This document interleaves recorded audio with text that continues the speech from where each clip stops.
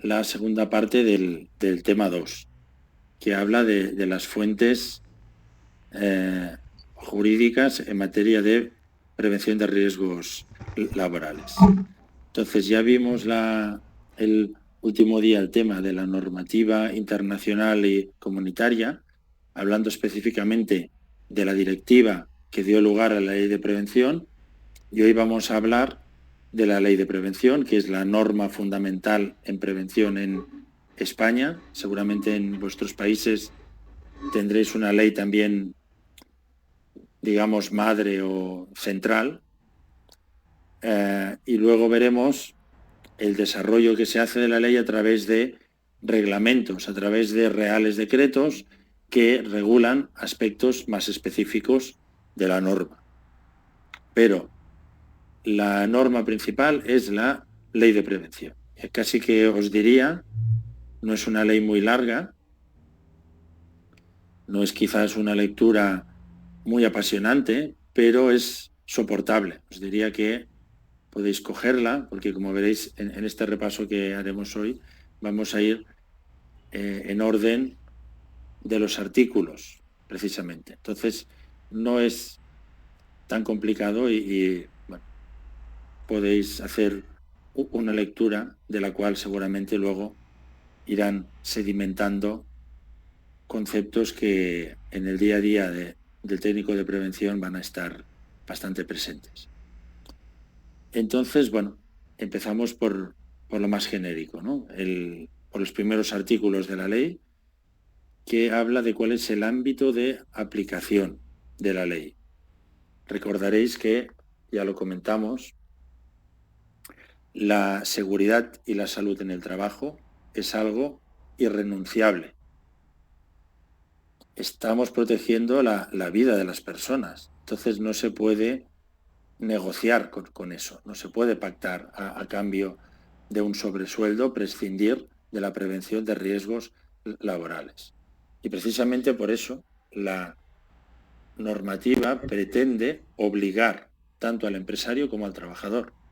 No lo puede dejar en un pacto bilateral donde alguien podría decir te pagaré más dinero y no te entregaré los EPIs. Eso no es admisible. Por lo tanto, la relación laboral del trabajo por cuenta ajena parte de la obligación de ambos de velar por la seguridad y salud en el trabajo. También para el personal funcionarial, el personal de las administraciones públicas. Y en el caso de los trabajadores autónomos, que son aquellos que trabajan por su propia cuenta y no tienen empleados a su cargo, por ejemplo, un fontanero que simplemente trabaje él, no tiene trabajadores. Si lo contratan, va él y hace el trabajo. O un abogado. En este caso, son un sujeto más pasivo, porque al fin y al cabo ellos deciden sus condiciones de trabajo, no como el trabajador por cuenta ajena, cuyas condiciones de trabajo son delimitadas por el empresario. Entonces los autónomos tienen una postura más pasiva y más bien es cuando van al centro de trabajo de otras empresas, entonces deben seguir las instrucciones que se den respecto de ese centro de trabajo. Ya lo veremos todo esto con más detalle también.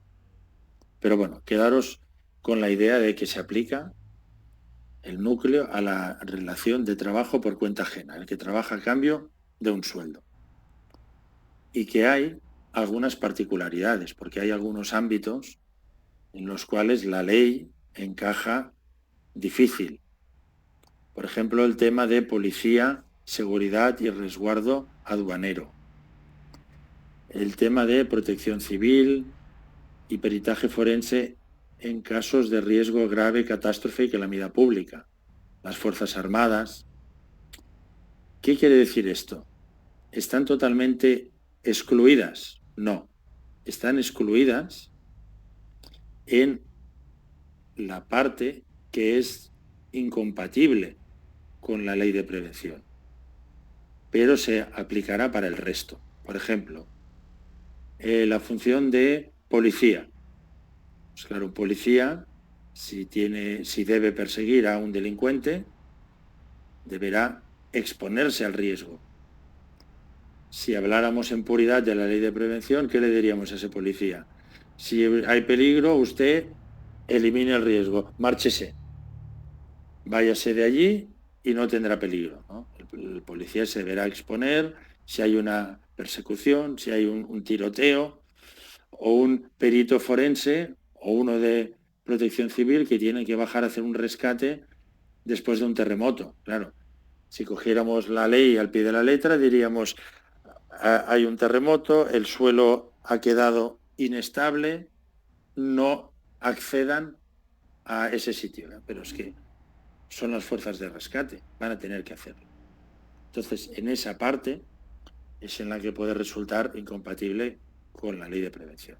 Para el resto, trabajos administrativos, uniformidad, EPIs, para todo eso sí que regiría. Por lo tanto, como vemos, es una exclusión parcial por razón de la singularidad de la actividad. Igual pasa con las Fuerzas Armadas, claro. Desde la ley de prevención, ¿qué diríamos? Si hay una guerra, no vayan. Claro, pero es que su función es esa. Luego hay una exclusión que esta ya es un poco más difícil de entender y que la Unión Europea está obligando a España a que lo regule, que es el servicio del hogar familiar. Todo el tema de limpieza en domicilios y cuidado de personas en domicilios. Está excluido de la ley, ya os digo que es un aspecto extraño, que realmente, y que Europa quiere obligar a España a que lo regule y lo incluya dentro del ámbito de la ley de prevención.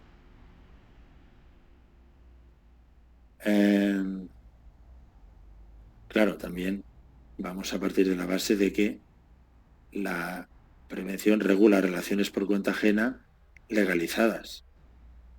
Por lo tanto, cotizando, con contrato, con impuestos, con todo eso. Ya toda la economía sumergida o el tema, lo que hace cada uno dentro de su casa, pues ahí es más difícil establecer los controles públicos. Y se aplica con ciertas peculiaridades, pues bueno, pues igual, lógicamente. El tema de militar y el tema de establecimientos penitenciarios. Donde, claro, bueno, pues si una persona está en un régimen de reclusión mayor o de aislamiento mayor, pues eso tampoco es que cuadre exactamente con la ley de prevención, pero claro, son circunstancias muy específicas que lo justifican, ¿no? Y bueno, y en estos casos se dice que aunque la ley de prevención no se aplique, inspirará la protección de los trabajadores. Bueno, ya hemos visto a qué se aplica el esquema de la ley, es empresario, trabajador, o empresa, persona trabajadora. Los principios básicos ya los vimos porque ya dijimos que eran idénticos al artículo 6 de la directiva.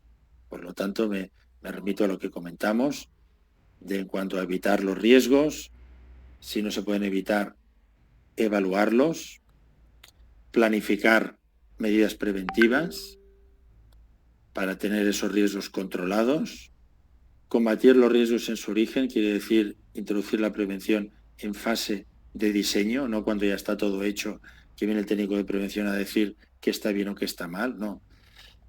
Hagamos que el técnico participe del propio proyecto y así la prevención ya irá intrínseca en el mismo y luego no habrá que gastar más dinero poniendo más protecciones o más resguardos. Tener en cuenta la evolución de la técnica, siempre aplicar los medios más avanzados que vayan surgiendo, sustituir lo peligroso por lo que entraña poco o ningún peligro. Si podemos cambiar un producto químico muy tóxico por otro que no lo es, hagámoslo. anteponer la protección colectiva a la individual y dar las debidas instrucciones a los trabajadores. Y bueno, claro, el empresario, como es lógico, tiene el deber genérico de seguridad, pero que es correlativo al derecho del trabajador a una protección eficaz. Pero como os decía, siempre hablamos del derecho del trabajador, pero es que también es el deber del trabajador también. Por eso el empresario debe facilitar los equipos de trabajo adecuados, los medios de trabajo para poder prestar el trabajo sin poner en riesgo la vida propia,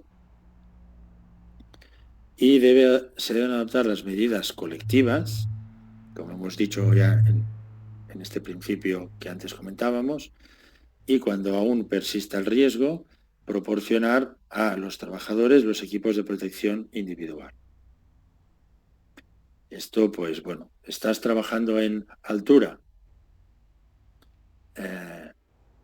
¿Basta con dar el arnés? No, habrá que ver también medidas colectivas, las redes, las pasarelas y además el uso del arnés de seguridad. Ahora, estamos en una cubierta totalmente llana. Si colocamos unas barandillas en esa cubierta y además las claraboyas, hemos colocado unas rejas metálicas que las hay en el mercado, unas rejas metálicas que soportan hasta 1.500 kilos y por lo tanto toda la cubierta es pisable, podemos prescindir perfectamente del cinturón, del arnés, porque a través de unas medidas colectivas hemos eliminado el riesgo de caída, porque es ya una superficie transitable y además hay unas barandillas en el perímetro. Respecto del tema de los EPIs, también es algo que hemos comentado. Algunos empresarios hace años decían, no, es que me han firmado el trabajador que le he dado el EPI y me ha firmado, o sea, que le quiero dar el EPI, pero me ha firmado abajo que renuncia y asume personalmente la responsabilidad. Esto ya comentamos que no tenía ninguna validez. Si es obligatorio, el que no se lo quiera poner, pues deberá ser sancionado disciplinariamente y en última instancia despedido, y en su lugar contrataremos a otro trabajador que sí se pondrá el EPI y por lo tanto no estaremos en riesgo por parte de la empresa de responsabilidades incluso penales, como ya veremos en el tema 7, creo que es. Y bueno, a partir de aquí, en la ley de prevención se van desgranando las distintas actividades preventivas que normalmente el empresario encargará a técnicos de prevención, son las que haréis vosotros en vuestro día a día, y pues bueno, que son, como ahora veremos, el plan de prevención, evaluación, planificación, medidas de emergencia, formación e información, vigilancia de la salud y coordinación. El plan de prevención es un documento donde se establece la organización de la prevención en la empresa. Es un poco como un documento madre. Por lo tanto, no es muy específico. Simplemente, pues bueno, se dice a qué se dedica la empresa, qué es lo que hace, cuál es su organigrama, sus procesos productivos principales y con qué recursos cuenta para llevar a cabo la prevención de riesgos. El documento específico es la evaluación de riesgos, donde ahí sí que identificaremos los puestos de trabajo, asociaremos unos riesgos, unos factores de riesgo que estén presentes en la empresa y el riesgo que comportan y la medida preventiva que hay que tomar. Y dicha medida preventiva, además, deberá quedar sujeta a un plazo, a un responsable y a un coste. Y luego, además, la evaluación no es un documento estático, sino que es un documento vivo, dinámico, que en la medida que se introduzcan cambios en la producción, pues habrá que actualizar la evaluación si hemos adquirido nueva maquinaria, nuevos productos químicos, hemos variado el proceso de trabajo, etcétera, etcétera. Tenemos también que el empresario, a través de su servicio de prevención, de los técnicos de prevención, bueno, luego veremos el tema de las modalidades preventivas. Pero bueno, el empresario también debe, a través de los profesionales en prevención, establecer las situaciones de emergencia y prever medidas en materia de primeros auxilios, luchas contra incendios y evacuación de trabajadores, designando para ello al personal encargado de poner en práctica. O sea, hay que crear unos equipos de primera intervención en la empresa, que todo el mundo sepa quién son, que lleven su chaleco fluorescente, que alguno de ellos haya realizado un curso de primeros auxilios, porque si hay alguna emergencia, pues ellos serán los que llevarán la pauta para la evacuación de todas las personas. Tenemos también el tema de la consulta, ahora luego os hablo de la información, de la consulta y participación.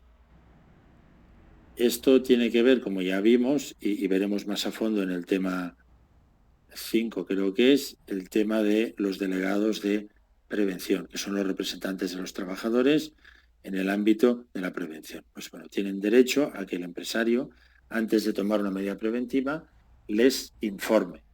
Es lo que se llama el derecho de consulta y participación, que está en el artículo 18 de la Ley de Prevención. Ya lo veremos más a fondo.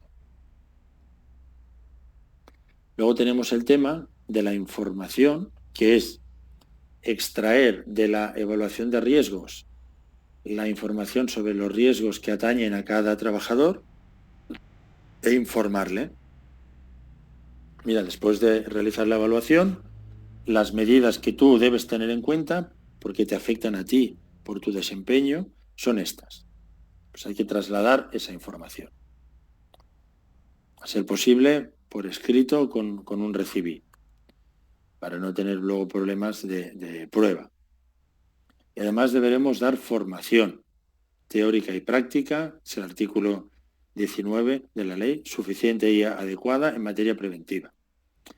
En el momento de la contratación o cuando se produzcan cambios. Todos los trabajadores deben estar formados sobre los riesgos de su puesto y cómo actuar frente a ellos.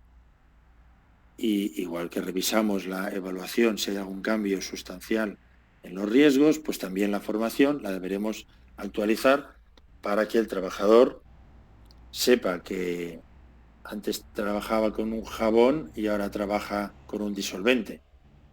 Los riesgos no van a ser los mismos.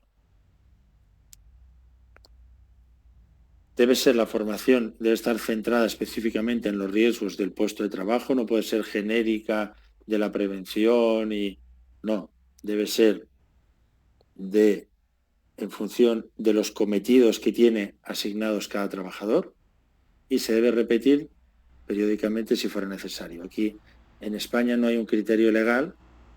Algún convenio colectivo ha establecido reciclaje cada 3 años. Entonces, a veces se toma como referencia el repetirla cada 3 años, pero no hay un criterio legal. Realmente, si las condiciones de trabajo son las mismas, no habría una caducidad para la formación.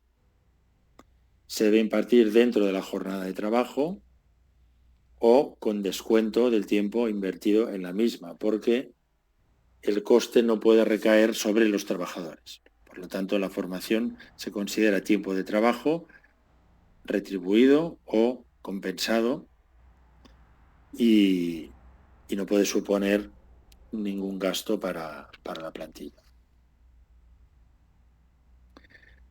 Hemos visto de la parte más técnica, hemos dicho la planificación, que es más genérica, pero luego ya hemos visto la evaluación, perdón, el plan de prevención, que es el genérico, luego ya hemos visto la evaluación y la planificación de la actividad preventiva, que estos son muy específicos, y el deber de informar a cada trabajador de la parte que le toca y de formarle. Y ahora vamos a ver la parte sanitaria. La parte sanitaria. ¿Qué quiere decir? La vigilancia de la salud, que en España se articula de tal manera que es a través de, bueno, aparte de unas planificaciones sanitarias, al final se concreta en la posibilidad de realizar reconocimientos médicos a los trabajadores para ver si están sufriendo algún daño o no como consecuencia de las condiciones de trabajo. No sé si en vuestro país tenéis este tipo de reconocimientos. Se trata de ver si la persona puede seguir trabajando en las mismas condiciones o si hay que tomar alguna medida porque se puede estar causando algún perjuicio a su salud. Entonces, la obligación del empresario es ofrecerla a todos los trabajadores. Y con carácter general, tiene carácter voluntario para los trabajadores. Ya sabéis que el que te obliguen a ir al médico tiene que ser algo realmente importante.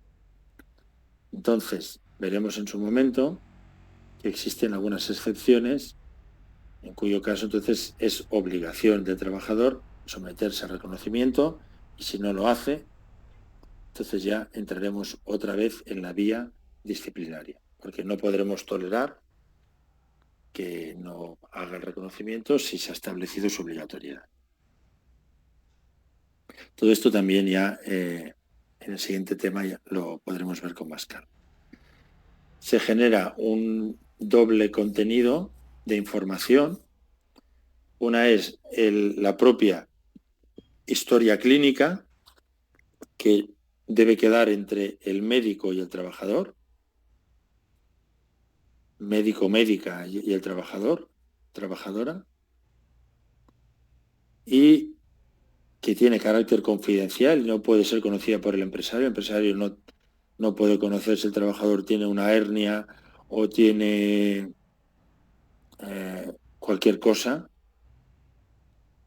Lo que sí debe conocer el empresario son las conclusiones de aptitud, que es la parte del informe que elabora el sanitario, que se envía a la empresa y donde se le dice, no le dirán que tiene una hernia, pero le dirán, no puede manipular pesos de más de 10 kilos. Le indicarán una restricción en las tareas. O no puede permanecer de pie más de 4 horas seguidas. Bueno, pues habrá que proporcionarle una silla o... Esto ya lo veremos en su momento. Son las calificaciones de aptitud con la posibilidad de indicar restricciones que obliguen a la adaptación del puesto de trabajo para preservar la salud del trabajador. El médico puede haber detectado alguna dolencia que puede empeorar si se mantienen las condiciones de trabajo. Y también debe ser gratuita para el trabajador y por lo tanto igual. Realizar en tiempo de trabajo y si no, con compensación del tiempo dedicado. En el caso de que el médico diagnostique algo, ¿el dueño de la empresa puede despedir al trabajador? No, o sea, la idea es que el dueño de la empresa no debe conocer el diagnóstico. El diagnóstico es privado del trabajador. Ahora, otra cuestión es que el médico indicara tantas restricciones, porque viera que la persona realmente está mal, indicara tantas restricciones, no puede manipular pesos, ni estar de pie, ni puede, bueno, en fin, que el empresario despidiera al trabajador, ya lo comentaremos también en su momento, por causas objetivas se llama por ineptitud sobrevenida, pero será sin conocer el diagnóstico, sino será porque, acorde con las limitaciones que le informa el médico, no le puede dar trabajo, no puede prestar servicio, porque tiene tantas limitaciones que no es apto, no puede prestar ese trabajo.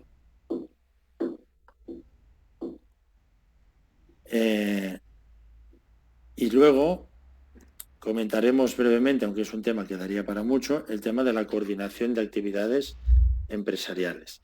Se deben establecer medidas de coordinación porque el esquema fácil es cuando estamos empresario-trabajador en la empresa, en la propia empresa. Pero, ¿qué es lo que sucede cuando nuestro trabajador va a otra empresa, a un centro de trabajo de otro empresario? Pues hay que establecer unas medidas de coordinación.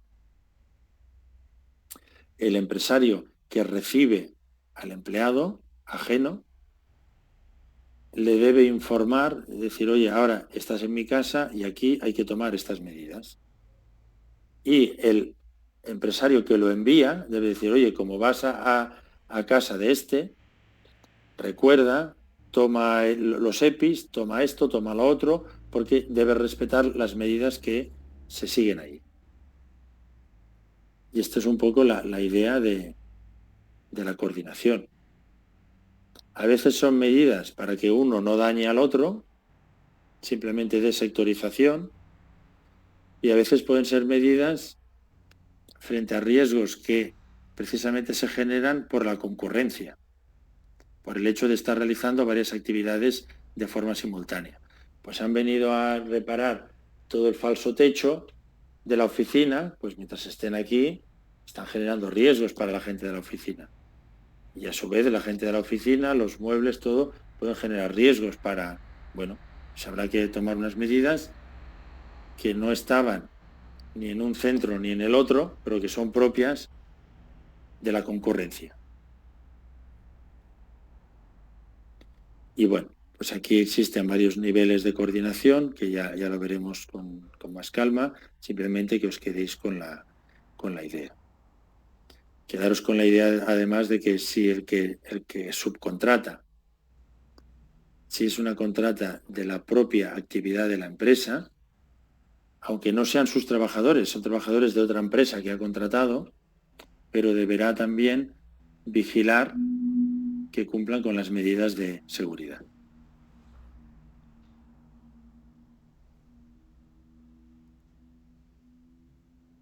Bueno, la coordinación se hace a través del intercambio de documentos, se pueden hacer reuniones, se pueden nombrar a personas encargadas de la coordinación. Y en el caso de los autónomos, como dijimos, es un enfoque más pasivo de que cuando van a casa de alguien deberán seguir las indicaciones que le dé ese alguien. Si le dice, para trabajar aquí tienes que venir con casco y botas de seguridad, pues el autónomo deberá dotarse de ellas. Y aquí tenemos otro tema. ¿Ves? Hoy es uno de esos días que hay mucho temario para poco tiempo. Pero lo bueno es que todos son temas que de una forma u otra vamos a continuar viendo, ¿no?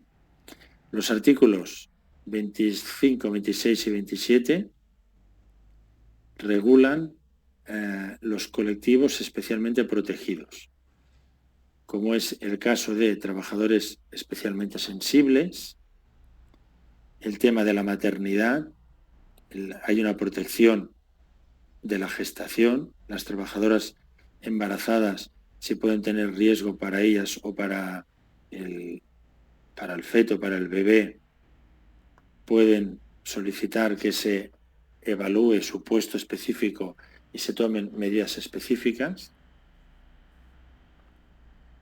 Y también en el caso de los menores de edad, que en España son por debajo de los 18 años, pero como existe posibilidad de trabajar a partir de los 16, pues esta regulación afectaría a estos trabajadores entre 16 y 18 años.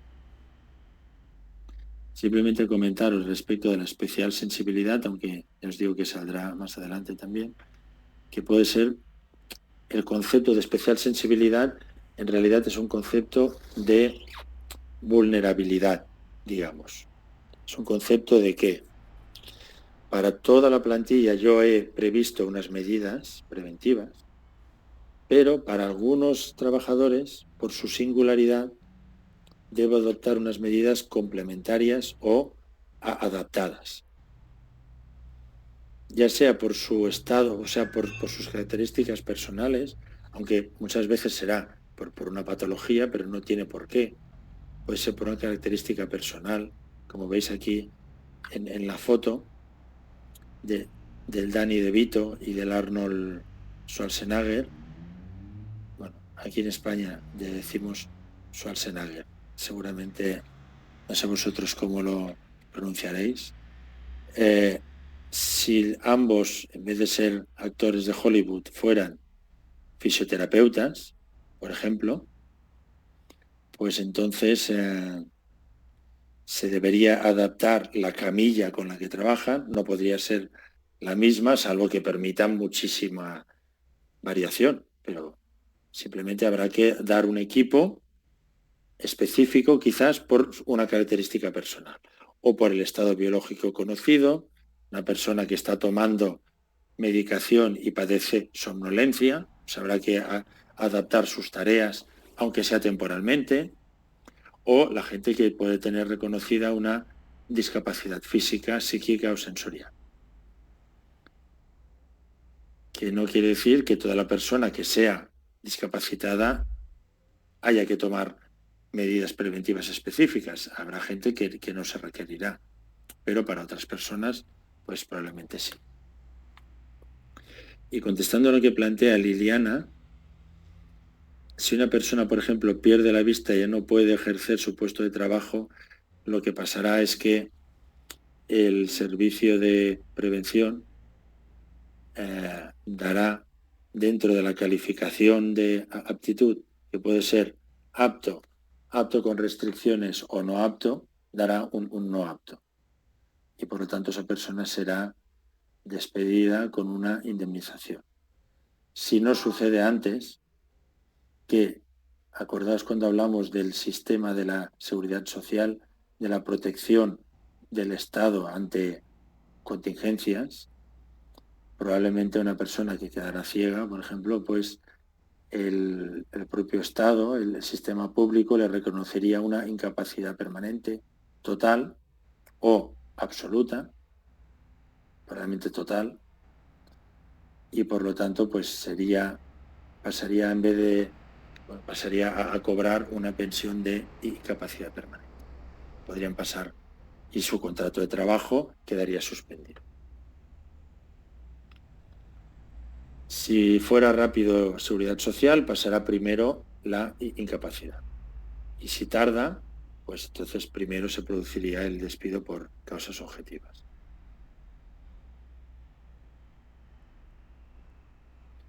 Bueno, esto no hace falta que lo comentemos muy a fondo porque tenemos un tema entero de las modalidades preventivas, un tema y un caso práctico además.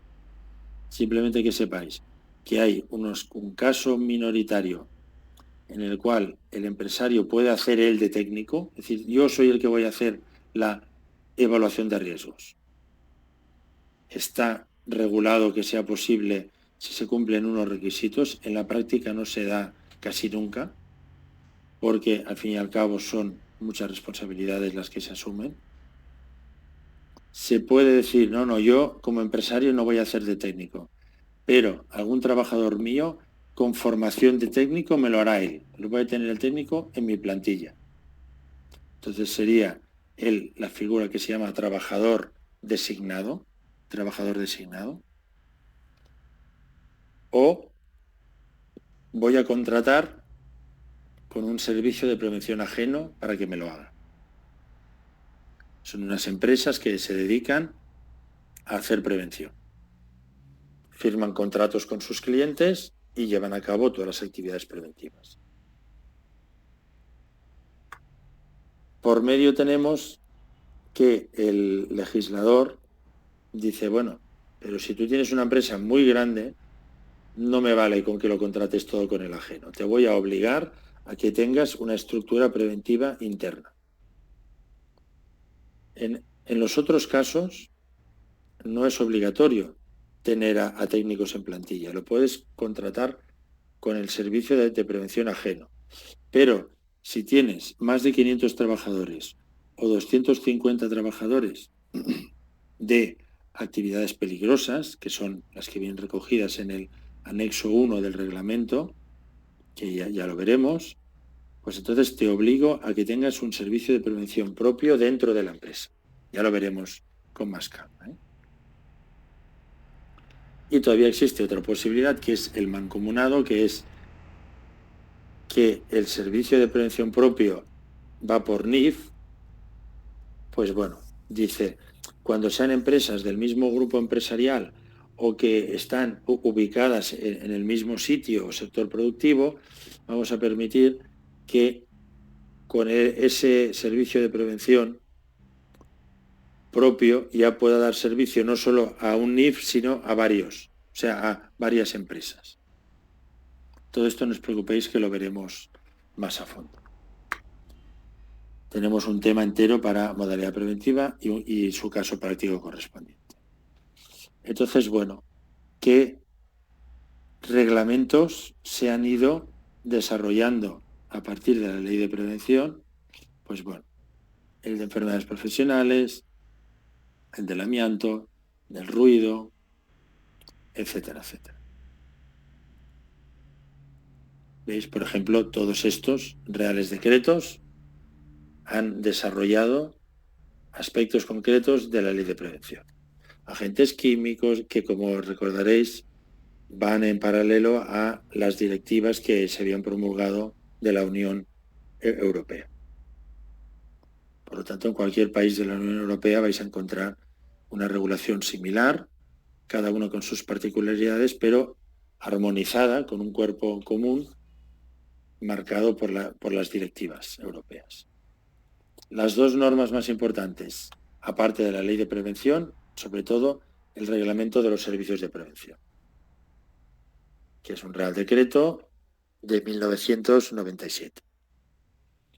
Y respecto de la coordinación, hay un Real Decreto específico para desgranar aquello que hemos comentado de la coordinación. Por lo tanto, la ley de prevención, con todo esto que hemos visto, que es toda la regulación que hay en la ley, con lo cual luego lo vamos a ir viendo con más detalle, y el reglamento de los servicios de prevención son las dos normas fundamentales. Y luego tenemos todos los reales decretos específicos sobre materias concretas. Y para finalizar el día de hoy, recordaréis que teníamos las normas con valor, o sea, con rango de ley, luego los reglamentos, que son estos reales decretos, y luego teníamos los convenios colectivos. Entonces, el convenio colectivo puede regular aspectos de prevención de riesgos laborales, siempre que establezcan unas condiciones más favorables que la propia ley. Un convenio no podría nunca establecer unas previsiones más perjudiciales que la propia ley. Ya os digo que normalmente los convenios no se meten mucho en el campo de la prevención, pero sí hay algunas excepciones. Por ejemplo, en el convenio del metal regulan lo que hemos comentado del reciclaje de la formación cada 3 años. Pues eso, no existe una ley que lo diga, hay un convenio colectivo que lo dice.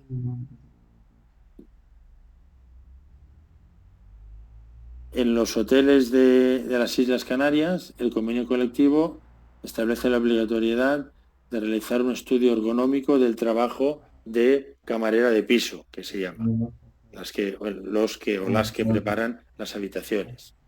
Pues bueno, el convenio colectivo obliga a específicamente realizar el estudio ergonómico. O los convenios colectivos de las campañas de recogida de fruta,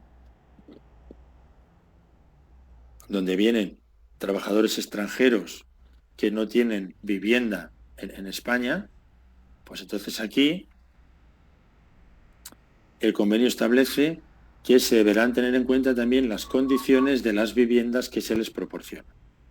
Por lo tanto, como veis, unas disposiciones ya muy específicas propias del ámbito de cada convenio, que en este caso, como son más beneficiosas que la propia norma, pues obligarían a todas las empresas que estén incluidas en este convenio colectivo. Y bueno, con esto finalizaríamos el día de hoy. Habiendo repasado la ley de prevención, hemos sobrevolado toda la ley de prevención, hemos comentado los reglamentos que la desarrollan y luego hemos hablado de los convenios colectivos. No sé si tenéis alguna duda o queréis hacer algún comentario. Si no, pues como siempre nos diremos buen fin de semana y hasta la semana que viene.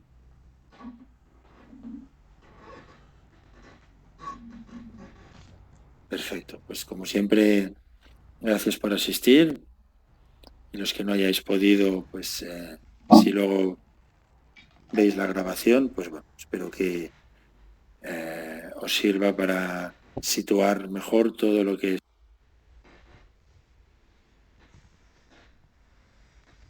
tenemos bien desarrollado